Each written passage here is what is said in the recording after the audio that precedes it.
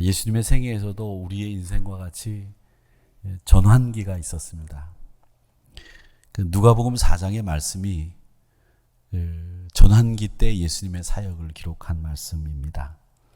특히 그 예수님이 이제 공생애를 시작하기 전에 마귀에게 이끌림을 받아서 광야에서 40일 동안 금식하고 주야로 금식을 할 때 이제 시험을 받으시잖아요.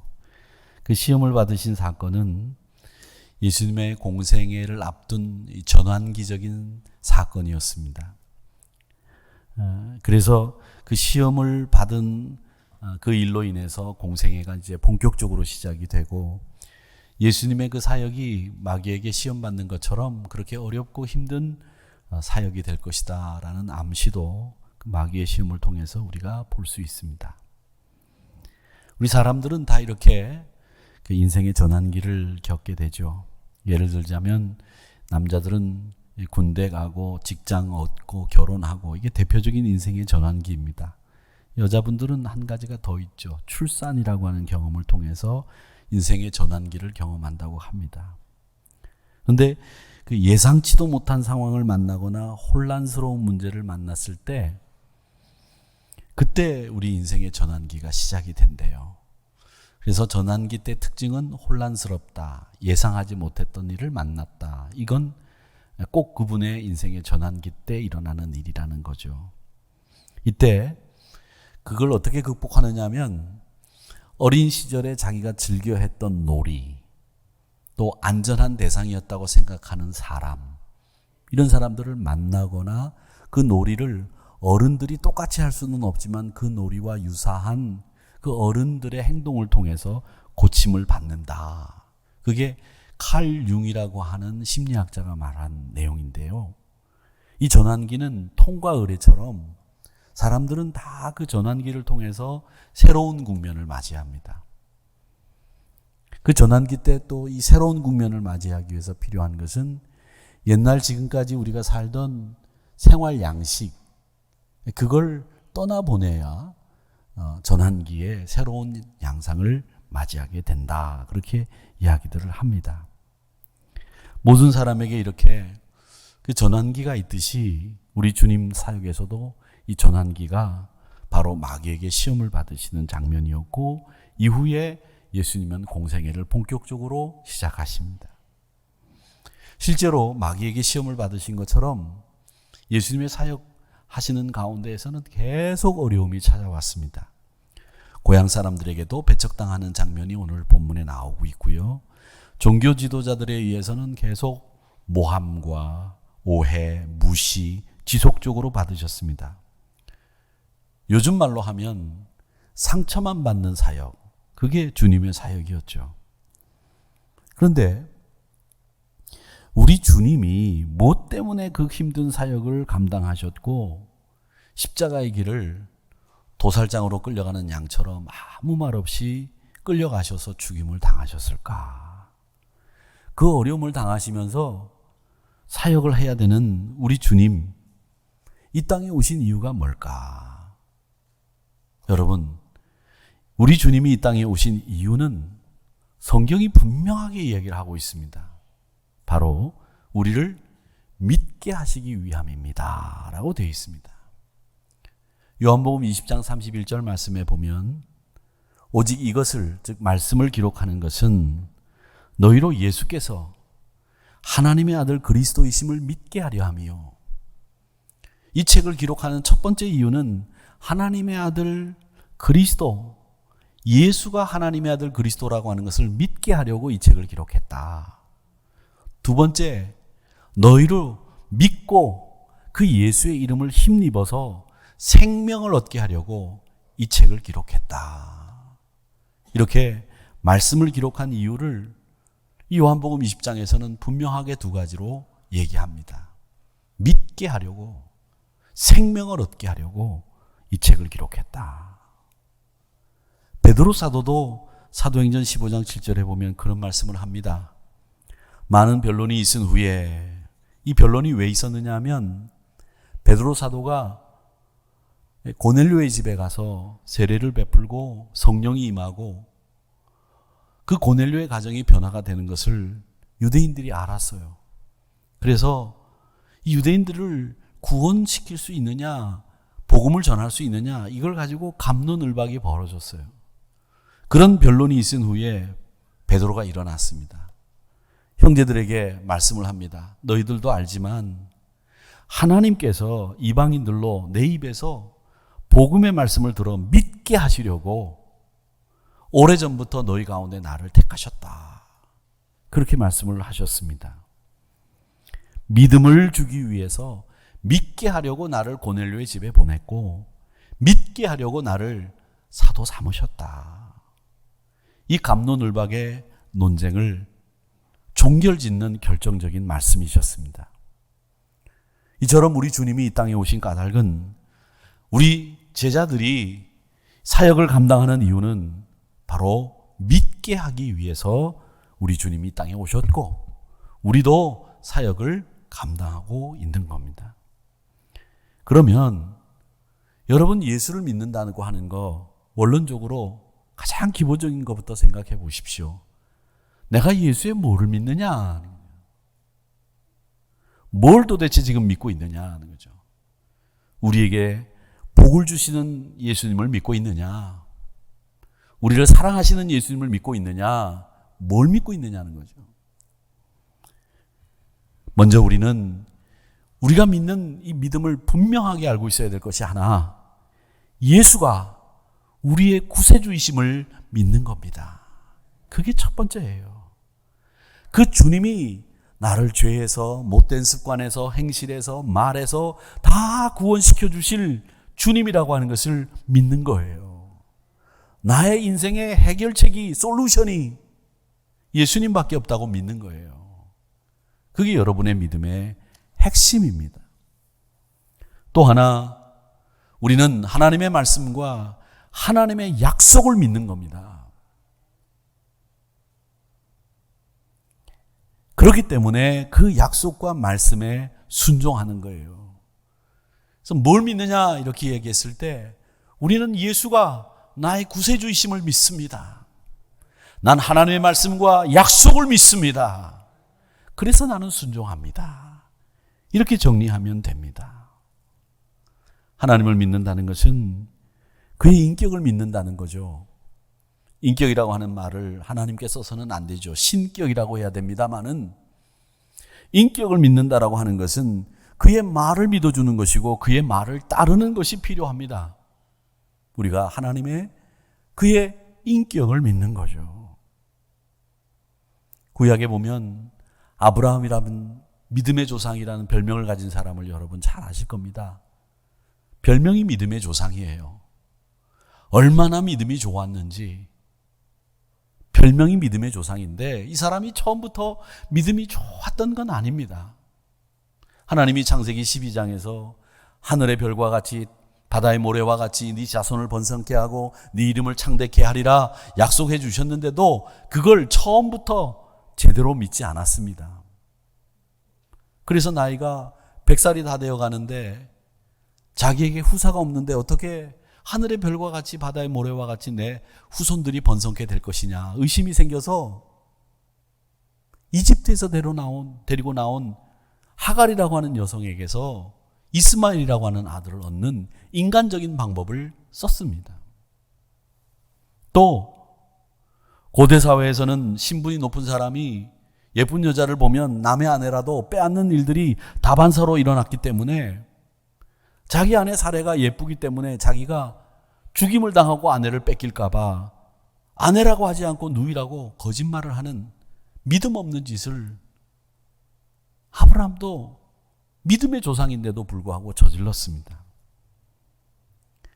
그런데 이 아브라함이 믿음의 조상이라고 하는 별명을 얻을 수 있었던 까닭은 뭐냐? 그는 다른 것보다도 끝까지 그 약속을 제대로는 처음에는 믿지 못했지만 끝까지 그 하나님의 약속을 믿는 믿음에서 떠나지 않았다는 겁니다. 하나님의 약속을 믿는 믿음에서 떠나지 않는 거예요. 사랑하는 성도 여러분, 이게 믿음이에요. 하나님의 약속을 믿는 믿음에서 떠나지 않는 거죠. 한번 예를 들어 가정을 해보겠습니다. 감기 몸살이 걸리면 무슨 감기 몸살약 같은 것을 먹지 않습니까? 감기약을 먹습니다.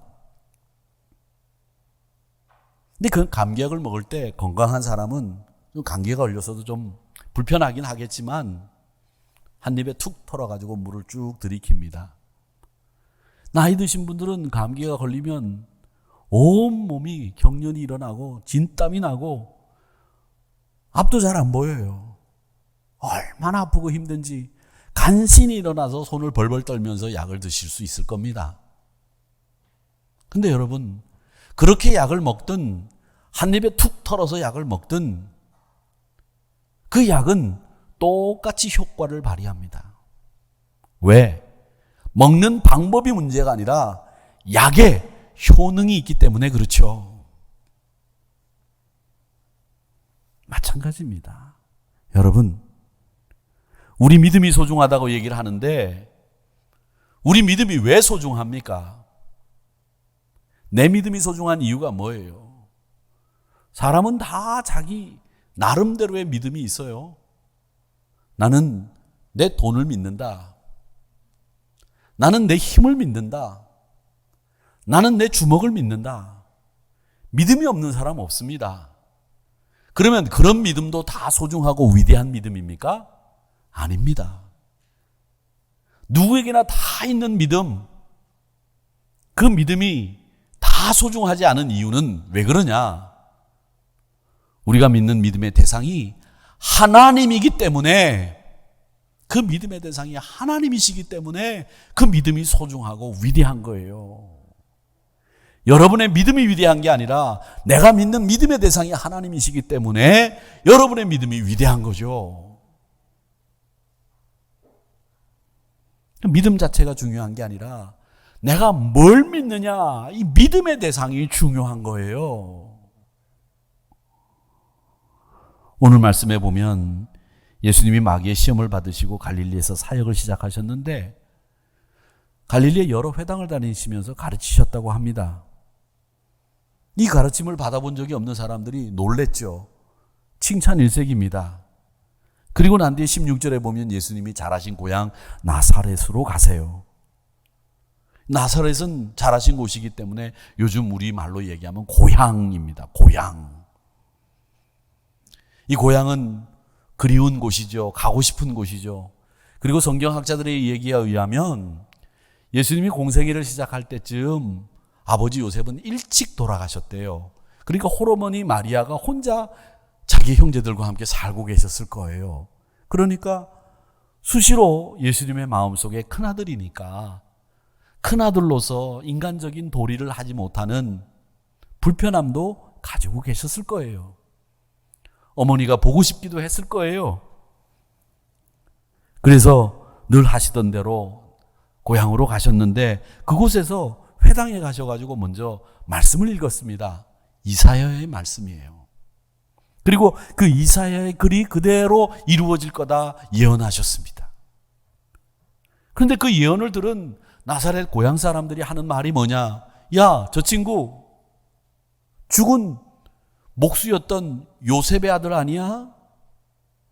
저 형제 자매들이 지금 우리랑 같이 살고 있는데 이런 이야기를 했다는 거예요. 그 이야기는 뭐냐면 저 사람 신원이 저런 사람이야 이런 얘기가 아니라 야, 저 친구 별 수 없는 친구인데 저런 말을 할 줄 아네? 와, 신기하다. 별일 다 있네. 무시하고 비난하고 인정하지 못하겠다는 말을 하고 있는 겁니다. 그러니까 예수님이 24절에서 너희에게 이르노니 선지자가 고향에서는 환영을 받는 자가 없다 이렇게 말씀을 하시고 있는데 이 말씀에서 우리는 믿음을 위해서 중요한 우리 두 가지 사실을 배우게 되는 건데 하나는 뭐냐면 여러분 오해 같은 거 하지 마셔야 됩니다. 오해. 예수님이 오신 목적을 정확하게 알고 계셔야 됩니다. 예수님이 이 땅에 오신 이유를 누가복음 4장 18절과 19절에서 분명하게 밝혀두고 있어요. 뭐라고 얘기하느냐?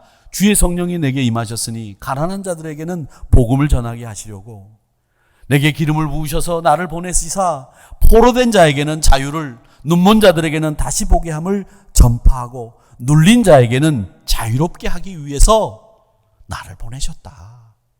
그리고 19절에서 주의 은혜의 해를 전파하게 하려 하심이라 이렇게 말씀하셨다는 거죠. 누가복음 4장 19절입니다.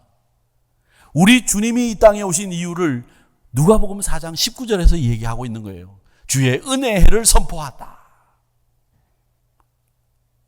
우리 주님이 이 땅에 오신 이유가 적힌 성경 구절이 어디 있느냐? 그러면 여러분 419 기억하시면 돼요. 누가복음 4장 19절에 주의 은혜의 해를 선포하기 위해서 우리 주님이 이 땅에 오셨다. 근데 여기서 우리가 이 말씀을 보면서 기억해야 될 것이 있는데 도대체 이 가난한 사람이라고 하는 사람들이 누구냐? 포로된 자가 누구냐? 눈먼 자가 누구냐? 눌린 자가 누구냐? 특히 그 가운데에서 이 가난한 사람이라고 하는 사람이 도대체 누구냐라는 것을 여러분 잘 아셔야 됩니다. 가난하다 그러면 돈이 없고 물질이 없는 사람, 빈곤한 사람을 가난한 사람이라고 쉽게 생각하기 쉽습니다. 그렇게 쉽게 생각해요. 그리고 요즘 우리나라는 정치하시는 분부터 가난한 사람은 착한 사람, 가진 사람은 나쁜 사람, 이런 구조를 가지고 있는 것 같아요. 머릿속에.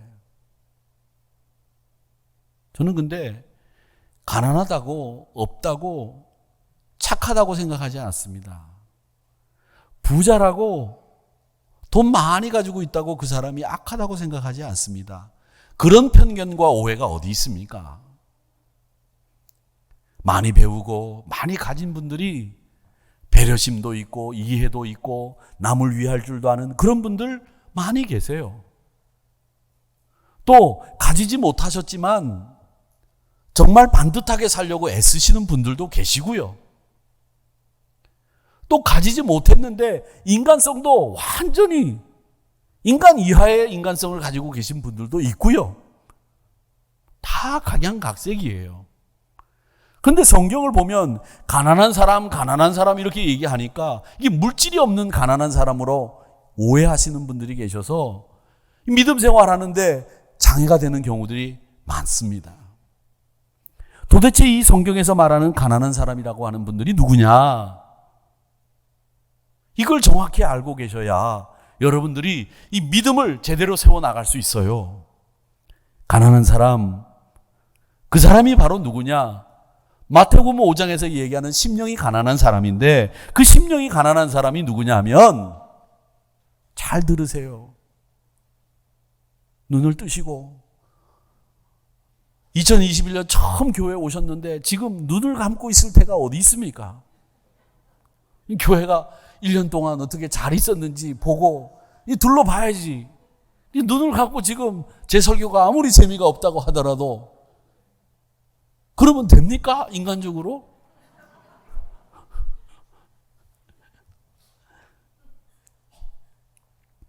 가난한 사람이 누구냐?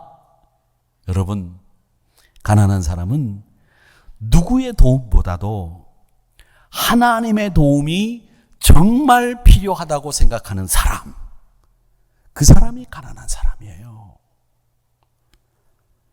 하나님의 말씀을 애타게 사모하는 사람, 하나님의 도움만을 소망하는 사람, 그 사람이 가난한 사람이고 그 사람이 포로된 자고 그 사람이 억압에서 해방되어야 될 사람입니다.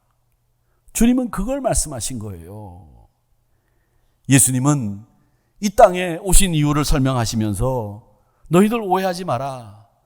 돈 없는 사람, 궁궁한 사람이 하나님의 축복을 받아서 부자가 되고 부자가 가난하게 되고 이런 정치적인 논리로 이야기하는 게 아니라 하나님 한 분만 필요하고 나는 그 하나님의 도움이 필요하다고 간절하게 사모하는 그 가난한 마음을 가진 사람에게 복음을 전파하기 위해서 내가 이 땅에 왔다. 그 말씀을 하시는 거예요. 사랑하는 성도 여러분, 여러분들이 바로 그런 분들이 되셔야 됩니다. 하나님 한 분만 나에게 필요합니다. 하나님 한 분만이 나에게 소망이 됩니다. 그분의 도움이 나에겐 정말 필요합니다. 이런 가난한 마음을 가진 사람들이 되셔서 하나님의 큰 은혜 가운데 거하시기를 축원합니다. 또 하나 우리는 이 은혜를 선포한다는 말씀을 통해서 우리가 알아야 될 것이 편견입니다. 주님이 오신 목적을 제대로 이해하지 못한 사람들은 주님이 오신 것에 대해서 달갑지 않게 여겼어요. 예수님 당시에 예수님 하신 말씀이 다 복음이었느냐? 아니에요. 종교 지도자들, 이런 사람들에게는 자기의 기득권을 위협하는 예수님의 행동이었지 복음이 아니에요. 도리어 자기들에게는 이 사람이 죽었으면 하는 생각이 드는 그런 말들만 골라서 했기 때문에 고위, 귀족들, 성직자들, 이런 사람들에게는 예수님이 달갑지 않은 거죠. 복음이 아닌 거죠. 또 고향 나사렛 사람들은요, 그의 가난한 가정 형편과 그의 형제들, 그의 자매들이 어떻게 살고 있는지를 다 알고 있기 때문에 자기들과 같이 산다는 이유만으로 예수님을 거부했습니다. 편견에 사로잡힌 거죠. 편견은요, 공정하지 못하고 한쪽으로 치우친 생각입니다. 나치 독일이 유대인들에게 가지고 있었던 생각이 편견이고요. 미국 사람들이 그 흑인 노예를 향해서 가지고 있었던 생각이 편견이고, 일제강점기에 일본 사람들이 조선직이라고 조선인을 향해서 가지고 있었던 생각이 편견이고요. 우리가 가지고 있는 편견들이 얼마나 많이 있습니까? 이 편견에 관한 아주 유명한 고전이 있는데, 울포드가 쓴 편견이라고 하는 책이 있는데, 그 책에 보면 우리 인간은 늘 흑백 논리, 이것이냐 저것이냐를 가지고 판단하고 모든 관계를 친구가 아니면 적으로 간주한다고 말합니다. 색깔이 왜 흑색하고 하얀색밖에 없어요? 노란색도 있고 분홍색도 있고 초록색도 있고 빨간색도 있고 그 멋진 여러 가지 색깔들이 있는데 흑백밖에 없는 거예요. 그 사람 머릿속에는 흑 아니면 백. 이런 편견에 사로잡힌 사람들은요, 형식 좋아하고 해결책이 필요할 때는 항상 해본 일, 습관적으로 늘 반복하던 일, 그런 일에 매달리고 도전하거나 모험하려고 하는 용기 같은 건 없다고 하죠. 그런 사람들이 예수님 당시에 귀족들, 고위성직자들, 또 나사렛 고향 사람들, 그래서 예수님이 하나님의 아들이라고 하는 것을 받아들이질 못한 거예요. 그 편견에 사로잡혀서. 여러분, 믿음을 가지고 있는 사람들은 이 편견에서 벗어나야 되는데, 우리 예수 믿는 사람들이 얼마나 많은 편견들을 우리 예수 믿는 사람들이 가지고 있는지 한번 생각해 보세요. 여자는 힘이 약하다, 여자는 약하다. 요즘 매 맞는 남자가 얼마나 많은지 아세요? 왜 그런 편견에 가지고 있어요? 왜 그런 편견? 남자는 이래야 된다, 저래야 된다. 남자는 울면 안 된다. 3번만 울어야 된다. 제가 편견에 관한 속담이 뭐가 재밌는 게 없나 이렇게 찾아보니까 목사가 좀 말하기 어려운 속담이 하나 있더라고요. 그게 뭐냐면, 이거 별로 좋은 속담은 아닙니다. 이웃집 무당이 영하지 않다라는 말이 있더라고요. 이게 무슨 말이냐면, 그 이웃집 무당이 신통방통하다고 소문이 났는데 이웃집에 사니까 집안 형편도 잘 알고 있어서 그 집 사람이 어떻게 사는지를 알기 때문에 신통하지 않다고 여긴다는 거죠. 그럼 보세요. 교회도 보면 제가 청년 때 이쁜 여자 자매들 여기 많은데 이상한 데 엉뚱한 데 가가지고서 꼭 찌그러진 여자를 데리고 와요. 가까운데 진주가 있는데 가까운데 진주가 있는 걸 못 보는 거죠. 왜? 편견 때문에. 그러니까 여러분, 가까운 데 있는 분이 나에게는 정말 필요한 분이고 좋은 분이지, 먼 데 있는 사람들, 남 모르는 사람들, 그 사람들 아무짝에 쓸모없어요. 그런데 사람들은 말이죠, 뭐 어디서 갑자기 백마탄 왕자가 나타날 것 같죠. 이미 와 있다고요. 그런 편견들을 가지고 사는 것. 나사렛 사람들과 같은. 사랑하는 성도 여러분, 이 오해와 편견들, 이런 것들이 우리 신앙생활을 망치는 주범입니다. 우리가 우리 주님이 왜 이 땅에 오셨는지 그 분명한 목적, 이유를 알고 내 믿음은 무엇이 본질이고 어떤 방향을 향해서 가야 되는지를 분명히 아는 일, 이런 일을 위해서 편견도 오해도 버리시고, 여러분, 주의 은혜를 전파하기 위해서 오신 그 예수님의 사역을 이해하시면서 여러분의 믿음을 키워나가셔야 됩니다. 믿음에 대해서 중요한 사실 또 한 가지만 더 말씀드리고 설교를 마치려고 하는데, 이 믿음의 본질 위에 잘 서시기를 원하신다면 한 가지 여러분 꼭 하셔야 될 일이 있는데, 그게 뭐냐? 낙심하지 마셔야 됩니다. 낙심. 근데 사람들이 이 낙심하기를 즐겨해요. 마귀가 제일 좋아하는 일이 뭐냐? 여러분, 실망하는 걸 마귀가 제일 좋아해요. 제가 늘 말씀드립니다. 자아 존중이 없으니까 자꾸 낙심해요. 제가 영상 예배로 말씀을 드렸지만, 자부심이라고 하는 것은 내가 지금까지 일구어 놓은 일에 대한 긍정, 긍지, 이게 자부심이에요. 자존심은 남과 비교해서 내가 조금 낫네, 이런 생각이 들 때 갖는 마음이 자존심이에요. 그러니까 자존심이라고 하는 것은 남과 비교해서 오우, 나보다 키도 크고 잘났네, 자존심 생길 수 없어요. 또 다른 사람들은 그 나이에 이런 일을 일구어 놨는데 나는 뭐 했나, 이러면 자부심 생길 수 없어요. 그러니까 자존심과 자부심이라고 하는 것은 우리의 삶과 직접 연관이 있는 환경, 외적인 요인 때문에 자부심도 자존심도 생길 수 있어요. 근데 그게 다 생길 수 있느냐? 아니잖아요. 내 스스로 내가 평생 해놓은 게 없네. 야, 내가 저 사람하고 비교해보면 별 수 없네. 그러면 자존심도 자부심도 없단 말이죠. 그 사람은 어떻게 살아요? 여기에 중요한 포인트가 있는 겁니다. 여러분, 그게 중요한 게 아니라 나를 존중하는 마음이 필요한데, 그 존중하는 마음은 어디서부터 나오느냐? 내가 하나님의 형상대로 지음받은 사람이야. 내가 이래봬도 만왕의 왕이신 하나님의 형상대로 지음받은 사람이기 때문에 나는 하나님의 이마고 데이 형상이 있어.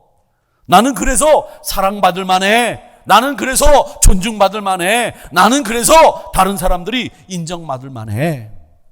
그런 자아 존중의 마음이 여러분 마음속에 있어야, 그건 누구도 뺏어갈 수도 없고 외부 환경에 의해서 없어지는 것도 아니란 말이죠. 낙심하지 말아야 되는데 자꾸 낙심한단 말이죠. 히브리서 12장 3절에 보면, 너희가 피곤하여 낙심하지 않기 위해서 죄인들이 이같이 자기에게 거역한 일을 참으신 이 누구? 예수. 그분을 생각하라는 겁니다. 믿음의 주요 온전케 하시는 이인 예수를 바라보자. 제가 왜 자꾸 믿음의 주요 온전케 하시는 이인 예수를 바라보자고 말씀드립니까? 지치고 낙심하지 않기 위해서 여러분, 예수님 바라보셔야 해요. 믿음의 사람은 낙심하지 않는 사람입니다. 낙심하지 않는 사람들은 늘 예수를 바라보아요.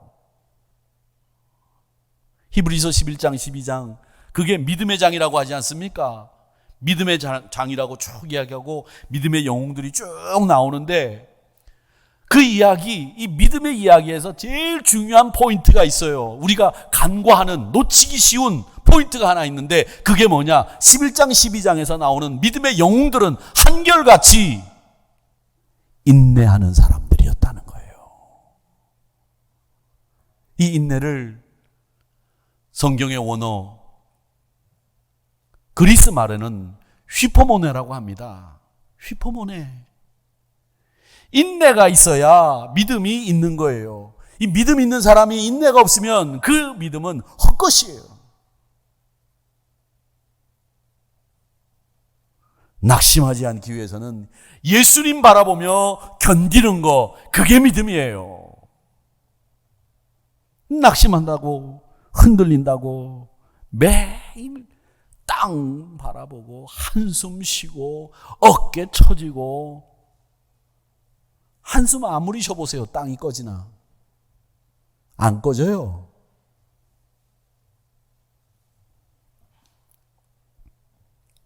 하나님 말씀 믿는다고 하면서도 요령 부리고 자기 얕은 꾀 쓰고 재주 부리고,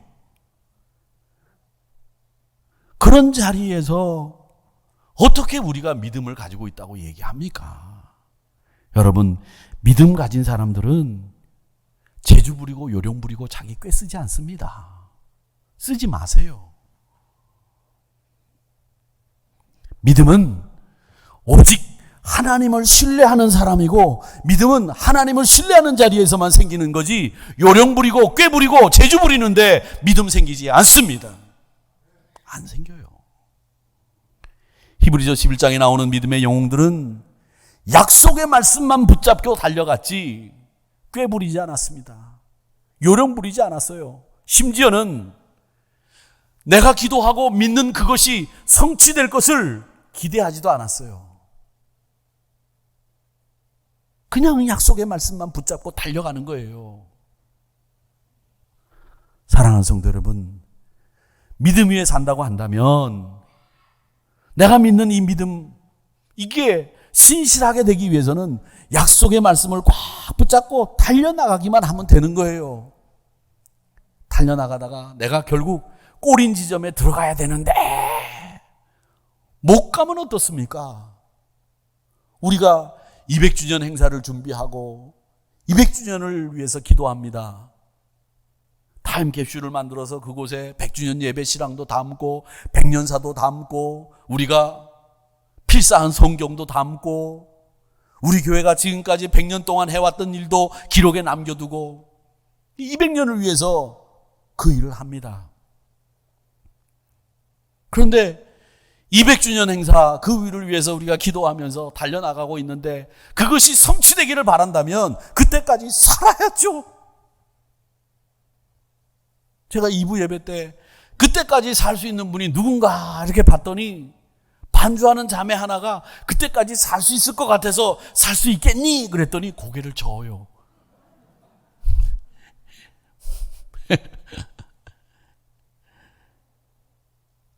(200주년이) 될 때 여기에 계신 분은 아마 한 번도 죄송하지만 안 계실 거예요. 그런데 우리는 그 200주년 예배가 예수님 오시지 않는다면 우리 한우리 교회가 200주년 예배를 드리면서 100주년 예배를 드렸던 그 성도들의 면면을 보면서 감격해하고 그 200주년 예배를 드리면서 하나님 앞에 영광을 올릴 것을 저는 분명히 믿습니다. 그러니까 우리는 그 약속이 성취될 것을 보지는 못하지만 그걸 믿고 준비하고 달려가는 거예요. 지금도 믿음이 있기 때문에 하는 거죠. 사랑하는 성도 여러분, 휘포몬에 인내하고 견디셔야 됩니다. 낙심하지 마셔야 됩니다. 믿음의 본질은 바로 그거예요.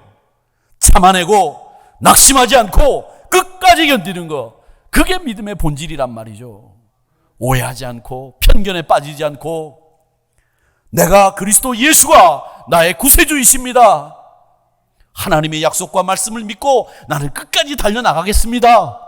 이를 악물고 그 말씀에 순종하는 모습, 흔들리지 않고 가는 거죠.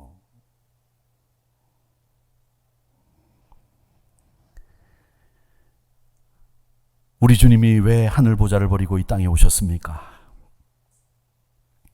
우리 믿음이 왜 소중합니까? 한번 생각해 보십시오. 제가 드린 말씀들 기억하시면서 내 믿음이 중요한 게 아니라, 내 믿음이 소중한 게 아니라 내 믿음의 대상이 소중하기 때문에 내 믿음이 소중한 거구나. 이 믿음의 모습들을 잘 생각하시면서 우리 믿음의 대상이신 주님 바라보십시오. 낙심하지 마십시오. 휘포몬에 인내하십시오. 그래야 믿음 지킬 수 있습니다. 믿음에 굳건히 서시는 우리 성도님들이 되시기를 주님의 이름으로 축원합니다.